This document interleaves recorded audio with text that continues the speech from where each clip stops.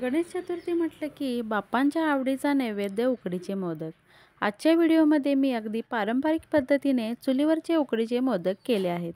Video शेवटपर्यंत नक्की बघा, कारण यामध्ये मी ज्यांना कळ्या पाडता येत नाहीत त्यांच्यासाठी कळ्या पाडण्याची सोपी ट्रिक शेअर केली आहे. जर तुम्हाला व्हिडिओ आवडला तर व्हिडिओला एक लाईक व चॅनेलला सबस्क्राईब नक्की करा. आता इथे तुम्ही बघू शकता, अगदी लुसलुशीत असे एकदम मऊसूत असे हे मोदक तयार झालेले आहेत. मी तांदूळ कोणता घेतला आहे, कोणत्या तांदळापासून बनवलेत, ते सगळं मी या व्हिडिओमध्ये शेअर केलेलं आहे. तर व्हिडिओ शेवटपर्यंत नक्की बघा. तर इथे मी इंद्रायणी तांदूळ घेतलेले आहेत. अर्धा किलो इंद्रायणी तांदूळ मी इथे घेतलेले आहेत. हे तांदूळ घरगुती असल्यामुळे मी यांना धुवून घेतले नाहीत. तर जर तुम्ही बाहेरचे तांदूळ घेत असाल तर ओल्या कपड्यामध्ये यांना थोडंसं पुसून घ्यायचं आहे आणि ते बारीक असं दळून घ्यायचं आहे. आता इथे मी एक भांडं घेतलेलं आहे आणि त्यामध्ये 1.5 तांब्या पाणी ओतलेलं आहे. चवीनुसार मीठ घातलेलं आहे आणि तूप घातलेलं आहे 1 चमचा, जेणेकरून आपली उकड एकदम मऊसूत व्हावी. आता पाणी पूर्ण उकळलेलं आहे. या उकळलेल्या पाण्यामध्ये आपल्याला आपले पीठ घालायचे आहे. तर अर्धा किलो पीठ मी सर्व या पाण्यामध्ये घालत आहे. पाण्यामध्ये पीठ व्यवस्थित मिक्स करून घ्यायचं आहे, जेणेकरून त्यामध्ये गुठळ्या झाल्या नाही पाहिजेत. तर अशा पद्धतीनं व्यवस्थित असं पीठ मी मिक्स करून घेते. तुम्ही बघू शकता, अगदी गुठळ्या अजिबात झालेल्या नाहीत. तर हे पीठ अगदी व्यवस्थित अशी छान आपली उकड झालेली आहे. तर मोदक नरम होण्यासाठी किंवा मऊसूद होण्यासाठी उकड देखील तितकीच महत्त्वाची असते. तुम्ही बघू शकता, अगदी मऊसूत अशी उकड आपली निघालेली आहे. तर चुलीवरून खाली उतरून घेऊन हे 5 मिनिटांसाठी झाकून ठेवायचं आहे. आता आपल्याला यामधील सारण तयार करायचं आहे. तर 2 मोठे नारळ मी घेतले आहेत. अगदी व्यवस्थित असे मी किसून घेतले आहेत आणि त्यामध्ये मी 300 ग्रॅम गूळ घातलेला आहे. गूळ तुम्ही तुमच्या आवडीनुसार कमी जास्त करू शकताय. तर गूळ विरघळेपर्यंत आपल्याला हे सारण आपल्या चुलीवरती गरम करायचे आहे.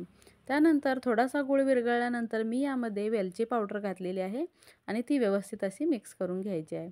तर सारण देखील जास्त वेळ ठेवायचं नाही आहे आणि नाहीतर ते घट्ट होऊन जातं. तर गूळ विरघळेपर्यंतच आपल्याला सारण चुलीवरती ठेवायचं आहे. त्यानंतर जी उकड काढली होती ती परातीमध्ये मी घेतली आणि अशा पद्धतीने व्यवस्थित असे मी बारीक करून पीठ घेत आहे, म्हणजे जेणेकरून जरी त्यामध्ये गुठळ्या झाल्या असतील तरी त्या मोडल्या जातील. तर पाणी लावून मी अशा पद्धतीने एकदम मऊसूत असं पीठ हे मळून घेतलेलं आहे. एक गोळा घेतलेला आहे आणि पोळपटवरती मी अगदी पातळ असा एका प्लास्टिकमध्ये मी व्यवस्थित असा लाटून घेतलेला आहे. अगदी छान अशी पारी तयार झाली आहे आणि अशा पद्धतीनं त्याला अगदी हलक्या हातानं कळ्या थोड्याशा पाडून घ्यायच्या आहेत. अशा कळ्या पूर्ण पाडून घेतल्यानंतर आपल्याला अशा पद्धतीनं त्या एकावरती एक असं छान अशी पारी तयार करून घ्यायची आहे. तर यामध्ये जेवढं मावेल तेवढं सारण आपल्याला घालायचं आहे आणि हा मोदक आपल्याला तयार करायचा आहे. तर भरून असं सारण मी 2 ते 3 चमचे यामध्ये घातलेलं आहे. व्यवस्थित दाबून घ्यायचं आहे आणि हलक्या हाताने आपल्याला ते मिटवून घ्यायचे आहे आणि एका साईडला त्या कळ्या करून घ्यायच्या आहेत, जेणेकरून आपल्या कळ्या अगदी सुंदर आणि छान पडतील. तर अशा पद्धतीने केल्यामुळं कळ्या अगदी छान पडतात. ही सोपी ट्रिक आहे कळ्या पाडण्याची. तर अगदी सोपी अशी ही ट्रिक आहे. सगळे मोदक अशाच पद्धतीनं मी करून घेतलेत आणि त्यानंतर मी हळदीच्या पानांवरती चाळणीमध्ये उकडण्यासाठी ठेवलेले आहेत.